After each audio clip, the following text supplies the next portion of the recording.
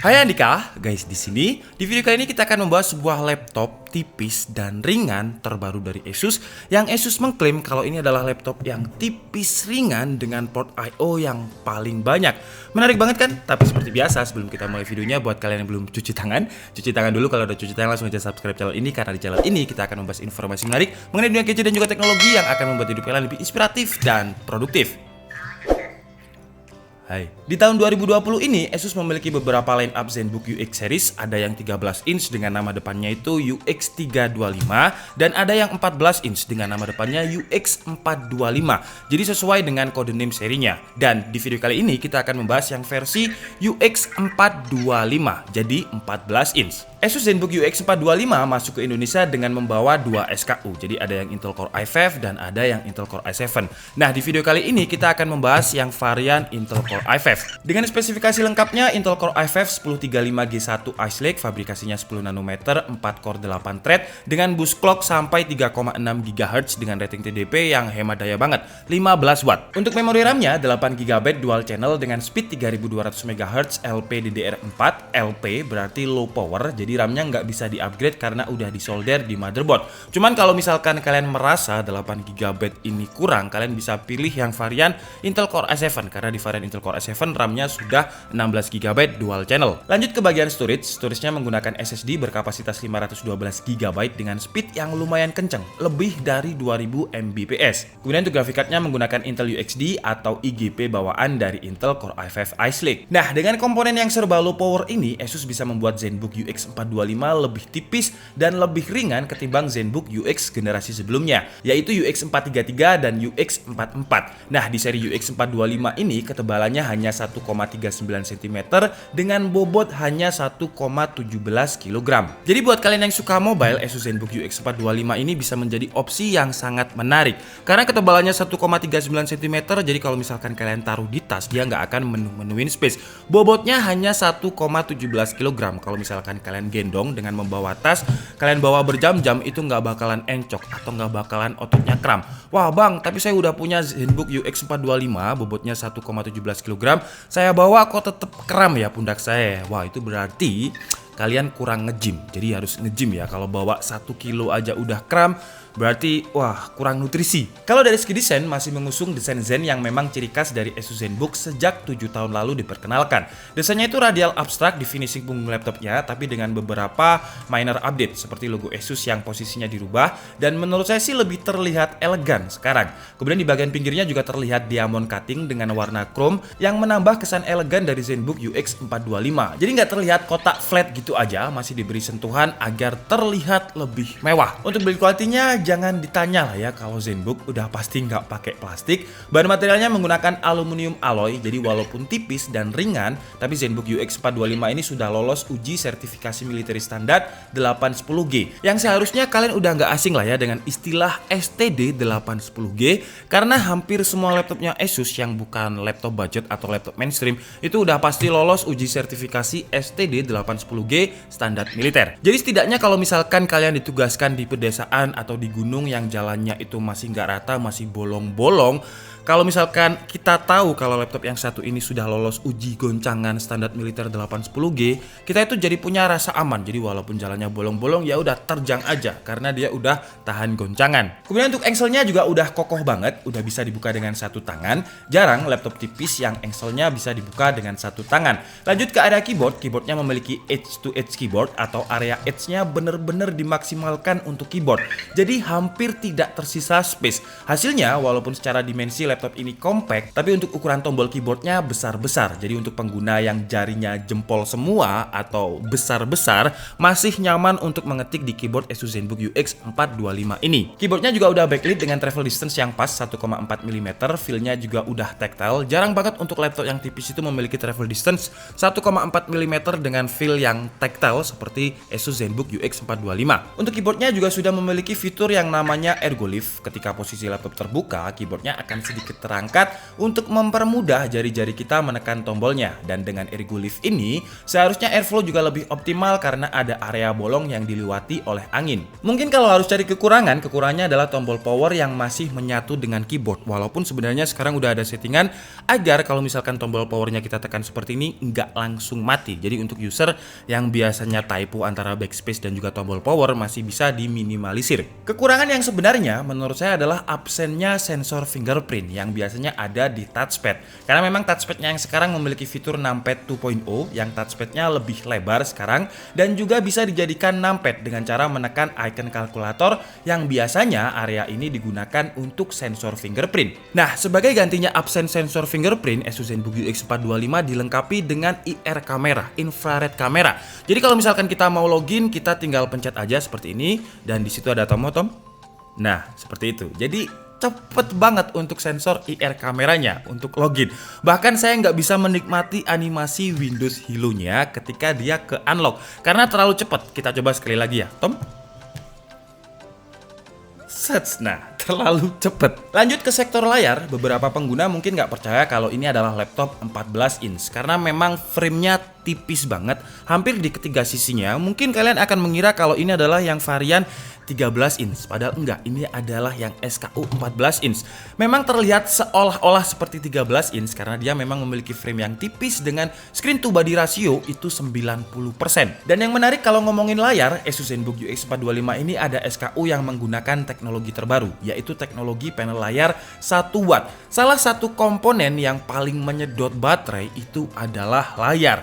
Tapi Asus ZenBook UX 425 memiliki teknologi terbaru yang panel layarnya itu hanya memiliki daya 1 watt. Bayangkan 1 watt. Jadi seharusnya baterainya bisa lebih awet. Sayangnya untuk yang kita bahas ini bukan panel yang 1 watt.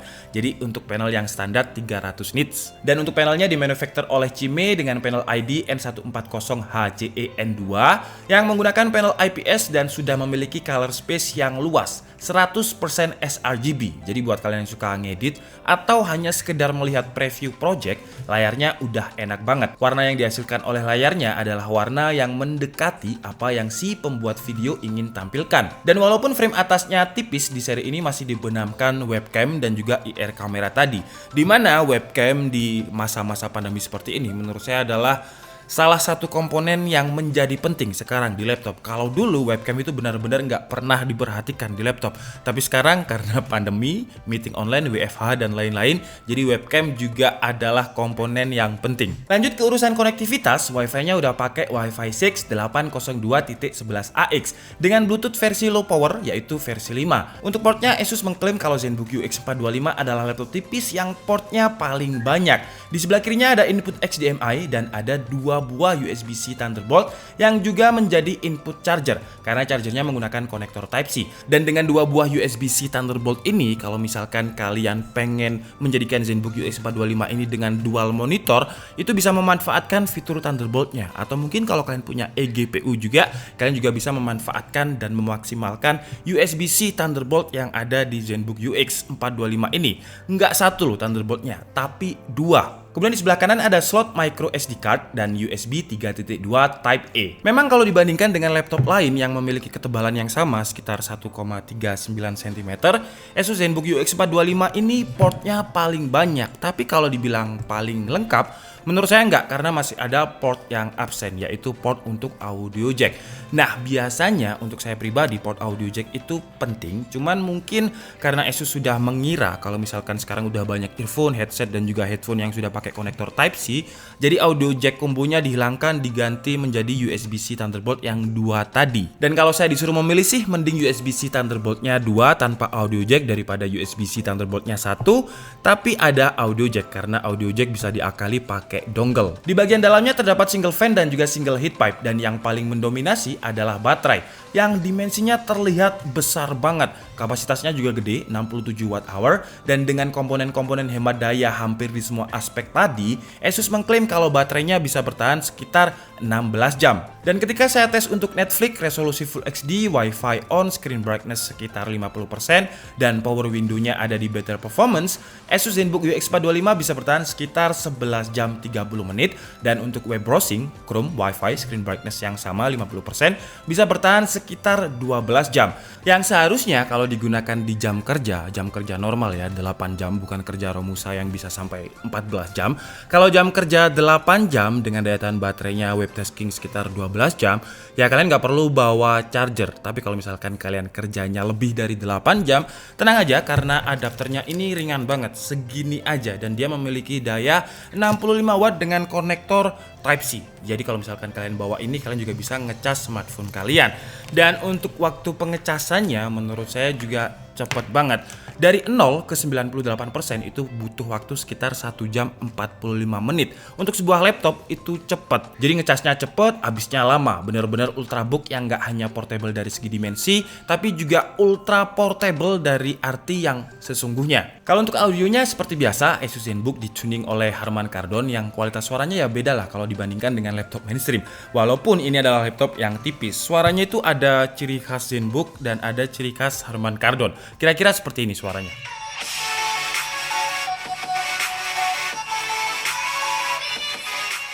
Dan ada pengalaman menarik ketika saya nge-review Asus ZenBook UX 425 ini secara performa, karena awalnya ketika langsung saya stress test di Sensebench loop sebanyak 10 kali, skornya itu fluktuatif banget. Jadi skor tertingginya itu hanya sekitar 500 CB dan dropnya bisa sampai 310 CB.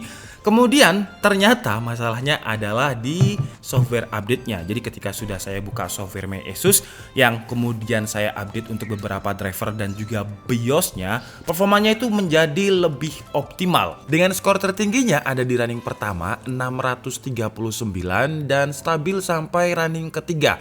Nah setelah itu running keempat sampai running ke-10 masih cukup tinggi dibandingkan sebelum upgrade BIOS tadi dengan stabil di angka 500-an CB. Kemudian untuk suhu temperaturnya, ketika kita stress test sebanyak 10 kali ini, suhu average-nya ada di angka 75 derajat Celcius dan maksimum load-nya itu 98 derajat Celcius, tapi nggak konstan, mungkin sekitar 5-6 detik aja.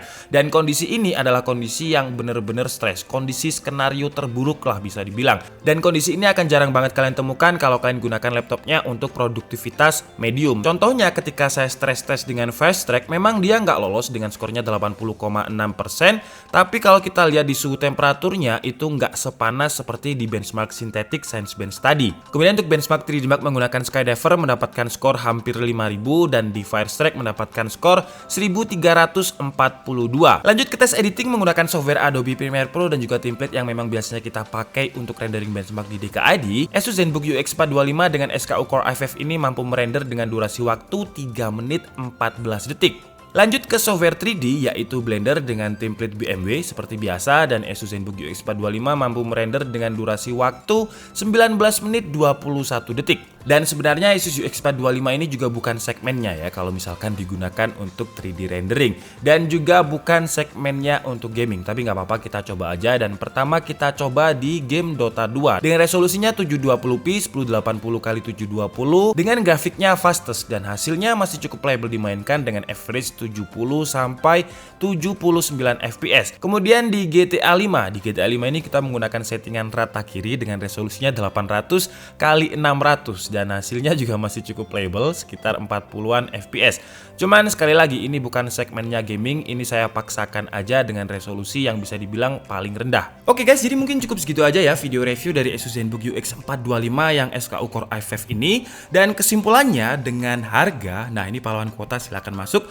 Harganya untuk yang varian Core i5 ini adalah 14.299.000, tapi biasanya sih kalian bisa mendapatkan harga di bawahnya. Untuk link pembeliannya seperti biasa kalian bisa cek di kolom deskripsi. Dan dengan harga 14.300.000, kelebihannya menurut saya adalah baterainya awet dengan charging time yang cepat, kemudian portnya juga banyak dengan masih ada HDMI, USB Type-A dan 2 buah USB-C Thunderbolt. Walaupun ZenBook UX 425 memiliki ketebalan hanya 1,39 cm dan bobot 1,17 kg.